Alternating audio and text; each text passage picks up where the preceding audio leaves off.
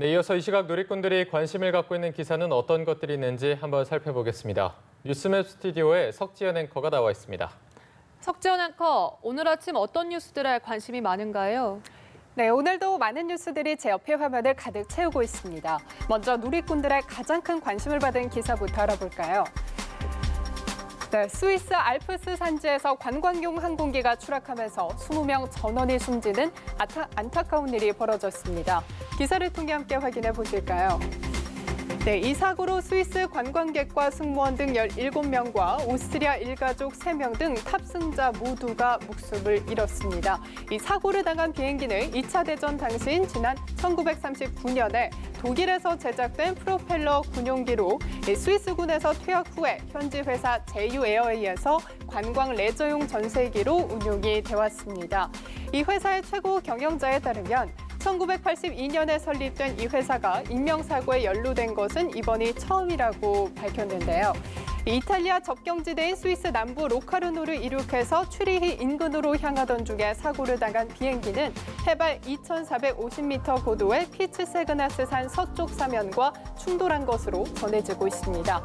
경찰은 이 여객기로부터 조난 신호가 있었는지는 알지 못한다며 블랙박스 또한 장착되어 있지 않았기 때문에 정확한 사고 원인을 규명하는 데는 상당한 시간이 소요될 것으로 내다봤습니다. 다음으로 살펴볼 뉴스는요. 베네수엘라 대통령이 야외 연설 도중에 드론을 이용한 암살 기도에 긴급 대피했다라는 소식입니다. 현재까지 6명의 용의자가 체포된 상황인데요. 기사를 통해 함께 확인해 보실까요? 이번 사건으로 남미의 대표적인 좌파 정권인 베네수엘라와 친미적인 콜롬비아 우파 정부 간의 해묵은 외교적 갈등이 더욱더 커질 것으로 예상이 됩니다. 현지 텔레비전에는 마두로 대통령이 수도 카라카스에서 열린 국가방위군 창설 81주년 행사에서 연설 도중에 펑 하는 굉음과 함께 카메라가 흔들리면서 마두로 대통령 부부와 고위 관리들이 놀란 듯 위를 쳐다보는 모습이 생중계가 된 건데요.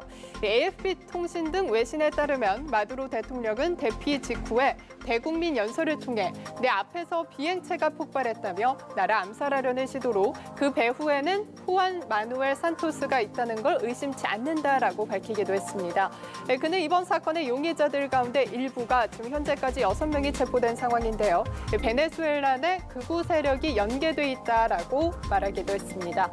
베네수엘라 정부는 현재 살인적인 물가 상승과 경제 침체에 허덕이고 있는데요.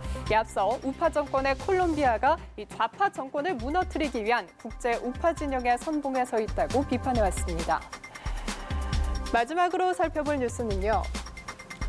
네, 김기춘 전 대통령 비서실장이 562일간의 수감 생활 끝에 석방이 됐지만 이 석방에 반대하는 시민단체 회원 등의 몸싸움으로 이렇게 아수라장이 됐다라는 소식입니다. 기사를 통해 함께 확인해 보실까요? 네, 박근혜 정부 국정농단 사건의 핵심 주역 중 한 명인 김기춘 전 대통령 비서실장이 562일간의 수감 생활 끝에 석방이 됐지만 이 석방에 반대하는 시민단체 회원 등의 거친 욕설과 몸싸움으로 늦은 밤 귀갓길은 아수라장이 됐습니다. 사진에서 보신 것처럼 김 전 실장은 굳은 표정으로 한숨만 내쉴 뿐 입을 굳게 다물었는데요. 취재진이 김 전 실장에게 소감을 묻기도 전에 시민단체 관계자들은 그의 앞길을 막아서고 삿대질을 하며 욕설을 쏟아냈습니다.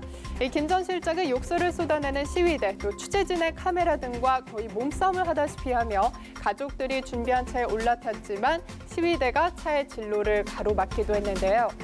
박근혜 정부에서 왕 실장, 기춘 대원군으로 불렸던 그는 욕설과 거친 항의에 둘러싸인 채 40분 만에 겨우 자리를 뜰 수 있었습니다. 지금까지 이 시각 한 뉴스 살펴봤습니다.